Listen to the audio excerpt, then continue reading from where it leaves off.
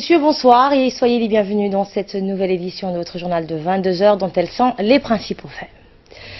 Le président de la République adresse ses meilleurs vœux à la nation à l'occasion du Nouvel An musulman. Et un premier groupe de 150 pèlerins djiboutiens est arrivé hier soir à l'aéroport international de Djibouti. Bonne fête à toutes et à tous. Tout d'abord, à vous, chers téléspectateurs, c'est la célébration du Nouvel An musulman 1439 et pour l'occasion, le chef de l'État Ismaël Omar Guelleh a adressé au peuple et aux hôtes de la République de Djibouti ses meilleurs vœux de paix, de santé et de prospérité. On voit le contenu du message du chef de l'État avec vous, Ali Abdillahi. Bonsoir. Bonsoir Asma. Le chef de l'État donc a dans ce message indiqué que le passage d'une année à une autre est un moment particulier que chacun de nous envisage toujours avec joie et espoir, mais beaucoup de personnes en sont hélas privées, a précisé le président de la République dans son message. Il s'agit de tous ceux qui sont frappés par les diverses épreuves de la vie, comme notamment la maladie, a indiqué le chef de l'État. Mes premières pensées et ma solidarité leur sont destinées. Prions que le Tout-Puissant puisse leur accorder un prompt rétablissement, a indiqué le chef de l'État Ismaël Omar Guelleh. Une autre pensée, cette fois aux militaires qui œuvrent pour la paix et qui risquent leur vie jour et nuit. Il s'agit de nos soldats à l'étranger. Asma, le chef de l'État a indiqué qu'il prie le Tout-Puissant de les ramener sains et saufs auprès des siens. Je n'oublie pas les braves soldats qui sont morts au combat. Puisse Dieu les accueillir dans son paradis éternel. Le pays leur sera éternellement reconnaissant du service rendu à la nation, a poursuivi dans son message le président Guelleh. Évoquant toujours la paix, le chef de l'État a conclu son message. Puisse le Tout-Puissant faire de cette nouvelle année 1439 de l'Hégire une année de paix, de prospérité, mais aussi une force de cohésion sociale à l'ensemble des peuples arabes, musulmans qui sont en proie aujourd'hui à une situation sécuritaire difficile, mais aussi pour l'ensemble du monde entier. Bref, c'est un message très fort que le chef de l'État a adressé hier à la population du monde et au peuple djiboutien notamment. Merci à vous, Ali Abdillahi. On prend à présent la direction du Soudan, où une délégation des parlementaires djiboutiens, conduite par le président de l'Assemblée nationale, Mohamed Ali Hamad, ainsi que l'ensemble des participants des pays membres, ont été conviés à visiter la compagnie industrielle et militaire de la République du Soudan, dénommée Al-Safat, se trouvant à Omdurman. Eh bien, cette compagnie regroupe un ensemble du complexe d'assemblage d'aéronefs et plusieurs centres de formation et des usines de fabrication des matériels militaires, toutes catégories confondues. De retour au centre de conférence, l'ensemble des participants ont donc tenu une réunion extraordinaire pour présenter les résolutions et les recommandations du 11e Conseil exécutif de l'Union interparlementaire. Eh bien, dans son intervention, le président de l'Assemblée nationale a affirmé, je cite, qu'il était indispensable de mettre en place une stratégie à court ou moyen terme pour les actions prioritaires et travailler donc main dans la main. Somme toute, a poursuivi son allocution le président de l'Assemblée nationale. Il ne saurait être question à ce niveau de tribune de finir mon allocution sans vous faire part des encouragements du chef de l'État, le président de la République, donc Ismaël Omar Guelleh. Également dans l'actualité de ce 22 heures, un premier groupe de 150 pèlerins djiboutiens est arrivé hier soir à l'aéroport international de Djibouti.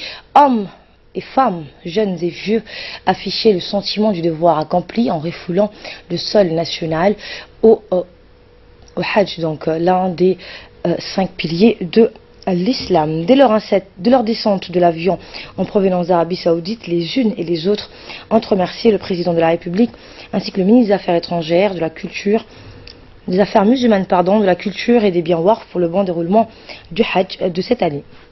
Rappelant qu'il est mis en place un bureau des affaires des pèlerins djiboutiens ayant pour mission de faciliter aux pèlerins de s'acquitter du Hajj dans de bonnes conditions et de donc s'assurer et d'assurer le bon déroulement de ce devoir religieux. Eh bien, ce bureau est chargé d'accompagner les pèlerins pour le bon accomplissement des rituels du Hajj au lieu saint. Il s'occupe de tous les aspects organisationnels, à savoir l'encadrement administratif et logistique, hébergement, restauration et transport, la sensibilisation notamment religieuse, l'assistance médicale. Les pèlerins ont affiché leur satisfaction. Également dans l'actualité, un atelier sur l'amélioration de l'information climatique qui a démarré donc dimanche dernier, a pris fin hier et c'était à l'hôtel Les Acacias. Objectif, fournir une formation et un échange d'expérience entre les acteurs clés dans les secteurs sensibles au climat au niveau national dans l'utilisation de l'information climatique pour la gestion sectorielle, mais aussi à renforcer la capacité de l'Agence nationale de la météorologie à fournir des produits météorologiques et climatiques orientés vers les utilisateurs finaux. L'atelier a été clôturé par le directeur général par intérim, M. Haïdar Mohamed Ali. On l'écoute. Secteur sensible au climat au niveau national dans l'utilisation de l'information climatique pour la gestion sectorielle, mais aussi à renforcer la capacité de l'ANM à fournir des produits météorologiques et climatiques orientés vers l'utilisateur finaux. La tenue de cet atelier constituait un élément important pour notre pays. Ceci traduit l'engagement de l'affirmation de la volonté politique de notre gouvernement de mettre en œuvre une agence nationale de la météorologie capable de contribuer au développement socio-économique. Nous ferons en sorte que tout du pays. À la une également, l'hôpital général Pelletier vient de mettre en place un dispositif supplémentaire sur le contrôle et le suivi de la présence effective de ses personnels grâce à l'installation des pointeuses digitales biométriques. Et bien, ainsi que tous les matins avant 8 heures, les personnels, les 654 personnels soignants et administratifs, toutes fonctions et tout grade confondus, se dirigent devant ces pointeuses biométriques qui se trouvent dans un local aménagé à cet effet à l'entrée du site. Eh bien, ces toutes nouvelles mesures complètent et renforcent les dispositifs déjà existants en matière de la gestion des ressources humaines pour répondre efficacement au flux d'arrivée des personnels, notamment en ce qui concerne le suivi de la ponctualité et de l'assiduité des personnels. L'objectif visé par ces nouvelles mesures étant de garantir et d'assurer la présence effective de tout personnel soignant pendant les horaires réglementaires de travail, et ce, afin de satisfaire et de traiter les doléances médicales des usagers dans les délais impartis. Eh bien, pour rappel, le ministère de la Santé attache une attention particulière au rehaussement significatif de qualité des prestations médicales, à l'extension de l'offre des soins et à l'amélioration de l'accès aux soins spécialisés dans nos hôpitaux. Avec une capacité litière dépassant les 350 lits fonctionnels, l'hôpital général Pelletier est le premier hôpital de référence au niveau national qui accueille chaque jour près d'1 millier de patients en consultation ambulatoire. Dans son intervention, le directeur général de l'hôpital général Pelletier a rappelé que toutes ces mesures découlent directement des recommandations émises par le chef de l'État Ismaël Omar Guelleh lors de la conférence sur le rapprochement entre les administrations et les administrés. C'était en avril, on le rappelle, 2016. On écoute le directeur général de l'hôpital général Pelletier. Les fonctions de son excellence, M. le ministre de la Santé, Dr Jamal El Maouki. Les premières instructions que le ministre nous avait exigées étaient la rigueur, la ponctualité et l'assiduité des ressources humaines. Dans ce sens, l'hôpital général Pelletier a mis en place un ensemble de mesures pour améliorer la gestion des ressources humaines. Nous avons augmenté la capacité d'offres en matière de spécialité médicale en multipliant par 3 le nombre de médecins et spécialistes exerçant au niveau de l'hôpital général Pelletier. Dans ce sens aussi, nous avons mis une certaine rigueur pour appliquer les heures de travail et aussi appliquer les instructions du président de la République lors de sa conférence pour les administrateurs de la fonction publique. Pour s'assurer de leur présence, nous avons mis en place aujourd'hui des fingers biométriques pour savoir si les médecins ainsi que les paramédicaux viennent leur travail de 8h à 17h. Nous sommes satisfaits des résultats depuis qu'on a mis en place ces nouveaux outils de contrôle de la ponctualité des ressources humaines. Et nous avons pu former certains infirmiers sur un certain nombre de thématiques, que ce soit l'accueil, que ce soit la prise en charge au niveau des urgences, au niveau de la réanimation et au niveau de la pédiatrie. Sans transition et santé toujours, dans le cadre de l'extension de la couverture médicale dans les zones rurales, une équipe mobile conduite par le médecin-chef du centre médico-hospitalier de Bok, Dr Mustafa Amin, s'est déplacée jusqu'à dans le village d'Idahi pour y dispenser des soins curatifs et préventifs en profit de la population des localités environnantes. Eh bien, en effet, l'équipe mobile composée d'infirmiers, de sages-femmes, de pharmaciens et de laborantins a prodigué des soins à un grand nombre des habitants de cette contrée isolée qui se trouve à une trentaine de kilomètres du chef-lieu. Au total, en recense plus de 120 consultations adultes, 58 enfants en consultation pédiatrique, 15 enfants vaccinés et 5 femmes enceintes en consultation prénatale. Eh bien, au total, donc l'équipe mobile effectue des rotations selon un planning préétabli pour atteindre donc toutes les localités qui sont visitées au moins une fois par an. À travers cette stratégie de proximité, la mission de l'équipe mobile est de couvrir les localités les plus isolées jusqu'à la limite frontalière en dépit des difficultés d'accessibilité des routes ou encore de l'éloignement et des populations cibles en tenant compte de la transhumance des campements nomades.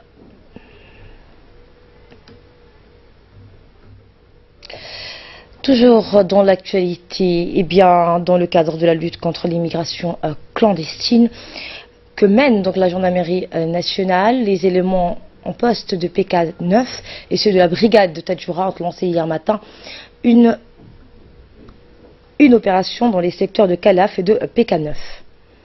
Au cours de cette action, ils ont intercepté 84 migrants d'origine éthiopienne à bord de 6 véhicules. Et lors d'une patrouille à pied au large de la mer avoisinante de PK9, les agents de la gendarmerie ont également intercepté 31 autres clandestins. Après une assistance humanitaire,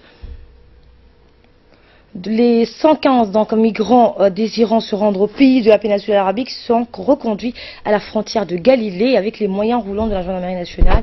Et quant aux passeurs impliqués dans ce trafic des êtres humains, ils seront traduits devant la justice pour répondre de leurs actes.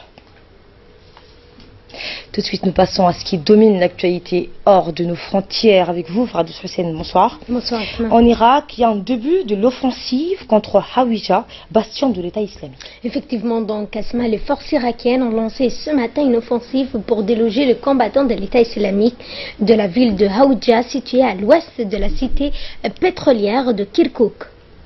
Et donc, l'offensive amorcée par le Premier ministre Haïdar al-Abadi intervient à 4 jours du référendum de l'indépendance du Kurdistan irakien prévu lundi dans le nord de l'Irak et notamment à Kirkouk.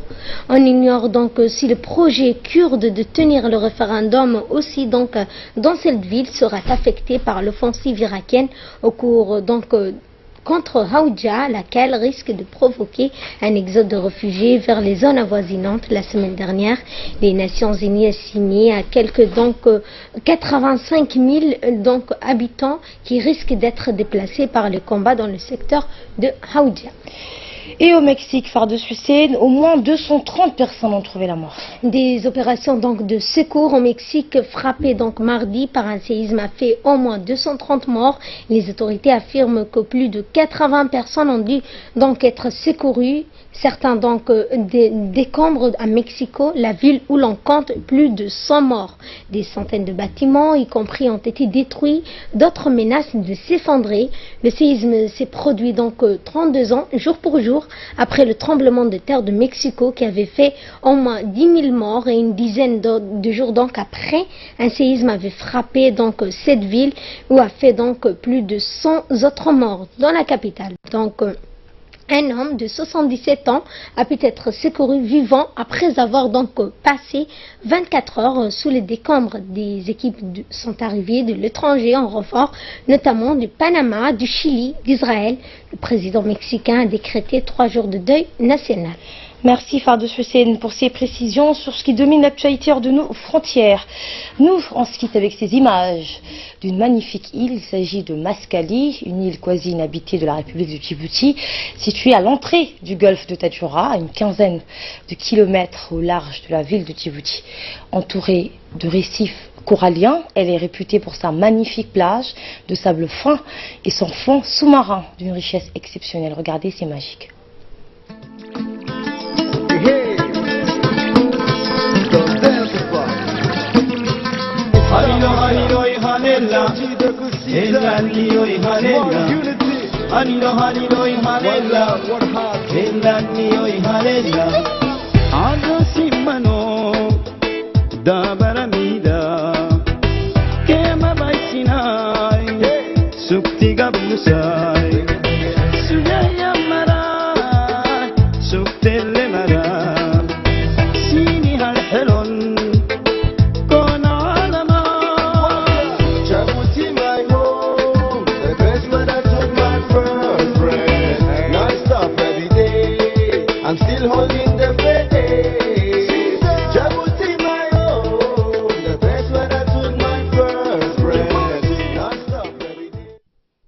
Voilà, c'est le journal de la rédaction. Merci à l'ensemble des équipes qui l'ont réalisé, à la régie et à vous qui nous suivez. Excellent week-end à toutes et à tous.